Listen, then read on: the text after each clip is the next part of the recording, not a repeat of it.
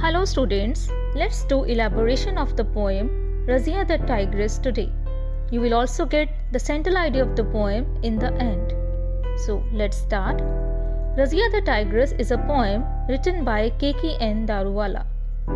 यह एक ऐसी टाइग्रेस की कहानी है जिसका नाम रज़िया है, जो अपनी कहानी खुद बता रही है कि कैसे रज़िया खुद को और अपने दो कब्स यानी अपने दो बच्चों की लाइफ की सेफ्टी को लेकर परेशान है। सो हम पोएम स्टार्ट करते हैं।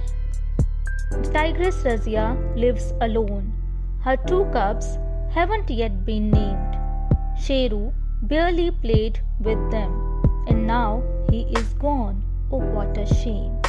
So टाइग्रेस रज़िया अकेली रहती है अपने दो छोटे कब्स के साथ, जिनका अभी तक नाम भी नहीं रखा गया है। शायद वो न्यू बॉर्न है।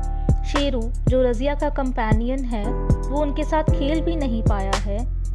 But now he is gone, लेकिन वो जा चुका है मीन्स उसका शिकार हो चुका है या वह मर चुका है, वो छोड़कर जा चुका है उसे।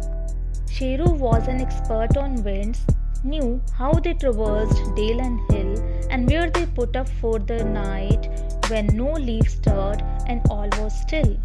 शेरू जो था हवाओं को लेकर पूरा एक्सपर्ट था, उसे पूरी नॉलेज थी, पूरा ज्ञान था उनके बारे में। वो जानता था कि पहाड़ों में, घाटियों में किस समय हवा कैसे चलती है और उन्हें कैसे पार करना है, उन्हें रात को किस जगह पर रुकना है जब कोई पत्ता हिल नहीं रहा होता, कोई पत्ता स्टर्ड नहीं था एंड ऑल वाज स्टिल, और सब तरफ शांति सन्नाटा होता था। He knew his winds, their traffic lanes. He knew the deer would smell him out if they were downwind, so he would belly crawl and crouch. वो जानता था हवाओं के बारे में, उनके ट्रैफिक लेन्स यानी कि हवाओं के गुजरने के रास्तों के बारे में। वो जानता था कि डियर जो हिरन है उसे स्मेल कर लेंगे अगर वो डाउन विंड में जाएगा यानी कि हवा की दिशा में जाएगा। इसलिए वो क्या करता था, वो बेली क्रॉल करता था, पेट के बल रेंगता था, क्राउच यानी झुक कर चलता था। And take a long circular route hiding behind bush and shrub. Once he knew his scent won't carry, in a flash he would erupt.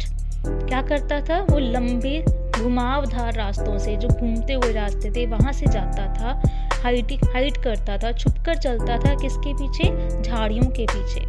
एक बार जब उसको पता चल जाता था कि उसकी सेंट यानी कि उसकी जो स्मेल है वो आगे नहीं जा रही है, इन अ फ्लैश अचानक ही पल भर में ही वुड इरप्ट, वो उसके सामने आ जाता था, अपने शिकार के सामने आ जाता था, प्रकट हो जाता था। Deer hadn't sniffed that thick and musty smell of his, which people dubbed as tiger's scent. He got the stag, his claw fell like a giant club. जो डियर है, हिरन है, उसकी तीखी, उसकी दुर्गंध को सूंघ नहीं पाता, जिसे लोग क्या कहते हैं, टाइगर सेंट कहते हैं।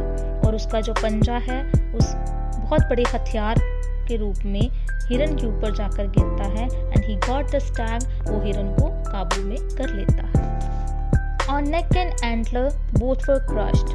Now Sheru's gone, not anymore. Do people fear his dreaded spur, pug marked on the forest floor? जो पंजा था शेरू का, वो उस हिरन की गर्दन और सींग पर पड़ा था और वो दोनों ही चूर हो चुके थे।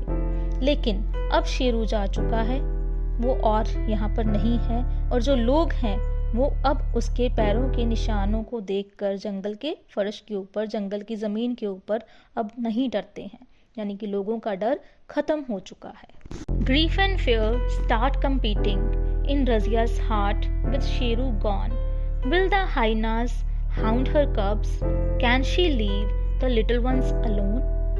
अब क्या हो रहा है, रज़िया के मन में डर और दुख दोनों आपस में compete कर रहे हैं। कैसा compete कर रहे हैं, उसे बहुत ज़्यादा दुख है, उसे बहुत ज़्यादा डर लग रहा है। वो ये नहीं जान पा रही कि वो दुख को ज़्यादा फील कर रही है या दर्द को। क्यों हो रहा है ऐसा, क्योंकि शेरू जा चुका है। शिकार करने के लिए अब रज़िया को जाना होगा, लेकिन क्या वो अपने छोटे छोटे बच्चों को छोड़कर, अकेले छोड़कर जा सकती है?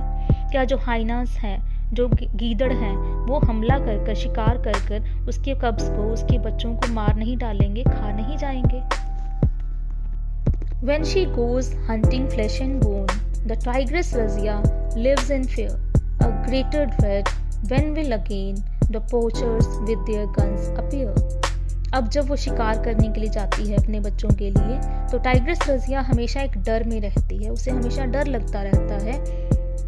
और एक सबसे बड़ा डर उसे क्या लगता है, पता नहीं कब पॉचर्स यानी कि शिकारी अपनी गन्स को लेकर दोबारा सामने आ जाएंगे, उसके सामने अपीयर हो जाएंगे।